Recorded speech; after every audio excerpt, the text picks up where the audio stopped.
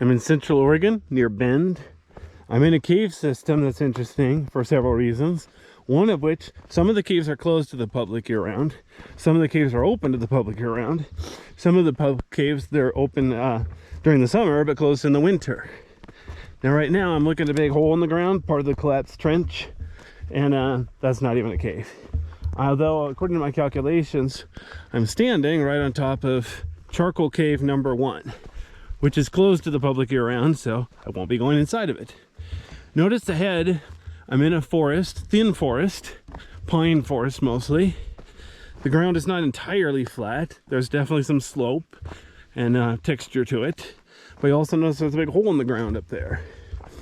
That is an entrance between two caves. Like I said, I'm standing on top of Charcoal Cave number 1, which is closed to the public year-round. And on the other side is Hidden Forest Cave, which is open to the public year-round.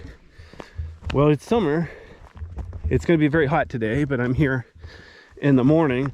Let's see, it's 8 o'clock in the morning and the temperature's already 70 degrees Fahrenheit.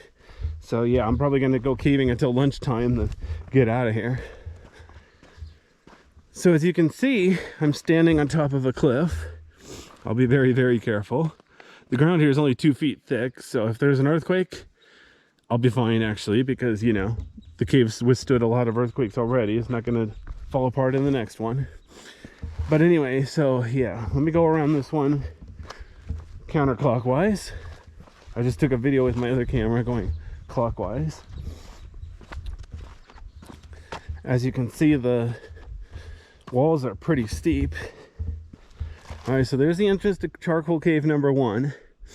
If I remember right, I can get down there and then there's a sign saying keep out. So I'm gonna go as far as the sign in a little bit. Oh, here we go. Let me see what this sign says. Oh, I was right. See, I told you it's Charcoal Cave number 1. This is closed to the public year-round to protect it. Oh. Wonder if, anyway, okay, so I guess I won't even be going down there. Darn it. Huh. Alrighty, so here we go. Yeah, it's funny. There's a sign back there that says that Charcoal Cave number 1 is closed year-round, but it doesn't say where it is. So it's like, how are you going to recognize when you see it? As you can see, well, there's a sign. Okay, so I think I'm standing on top of Hidden Forest Cave. I'm not sure. But then straight ahead there, weird. Hold on, let me pan down. It's a white piece of paper down there. I don't know if that's a litter or vandalism or if that's actually another sign saying, welcome to Charcoal Cave, get out. Because I thought I was here before and the sign was way down there. Oh well. Anyway.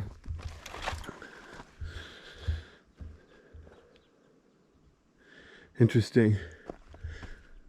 As you can see, it's really, really wide cave here at the entrance. Dozens of feet wide, couple dozen feet tall. But as you get back there, it gets skinnier and skinnier.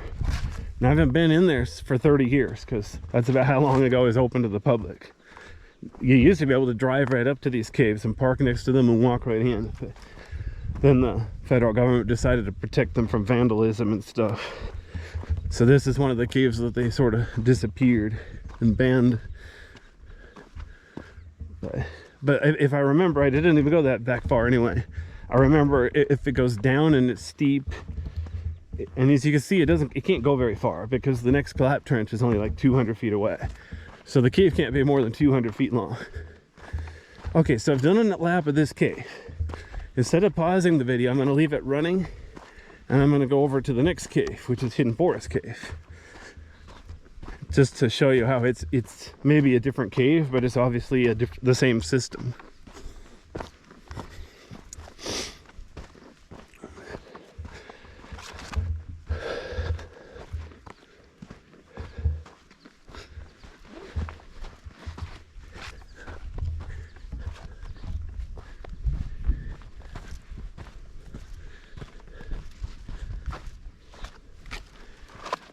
This is definitely a place if you take your kids or your pets, keep them both on leash.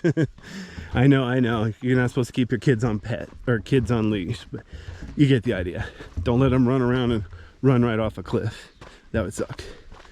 Okay, so here's another hole in the ground. Now here's the tricky part.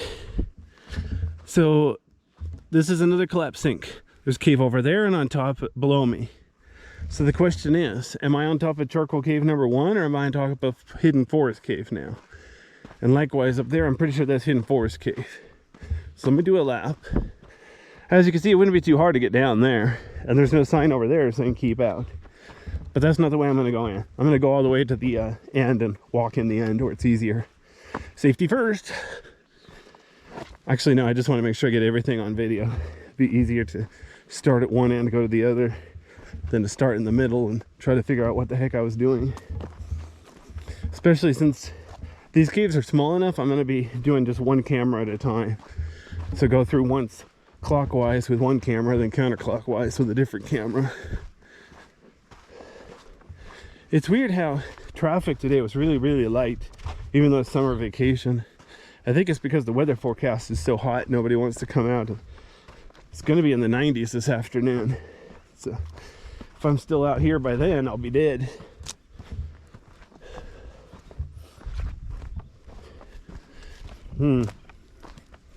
Yeah. See, from over here, you can't even tell there's a cave over there. But trust me, you can go through there and keep going. So I'm gonna do that until I find a sign that says keep out. Unfortunately, I think there is a sign that says keep out right on the other side of well, basically where I was shooting video before. Pretty sure there's a keep out sign over there. Notice over there by the trees, the wall is dozens of feet tall, easily 20 feet tall. So it's not the kind of thing I would recommend trying to climb in or out. In fact, there's a sign that says you're allowed to go caving here, but please no bouldering, because they don't want people putting in like metal anchors and stuff like that. Go to Smith Rock if you want to do that stuff.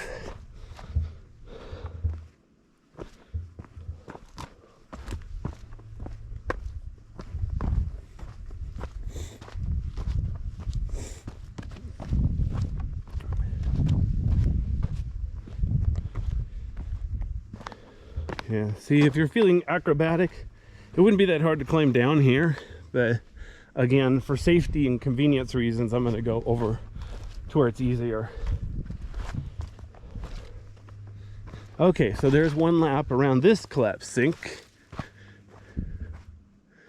Now I'm going to do another half lap to keep going to the south to the next entrance. That's the part that actually looks like a hidden forest, even though it's not really a cave. But there's a cave, just not a forest in the cave. They're neighbors. They should call it Forest Neighbor Cave, but it's too late to rename it. Once a cave has a name, you can't really just rename it what you think makes sense. One of the reasons the world doesn't make sense is once you do something that doesn't make sense, you're stuck with it. You can't fix it. Kind of a bad habit we as a society have.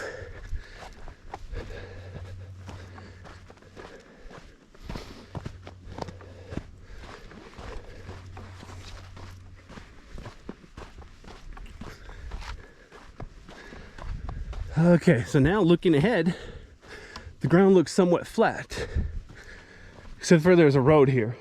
This road is closed to vehicles now. You're not even allowed to ride a motorcycle over here.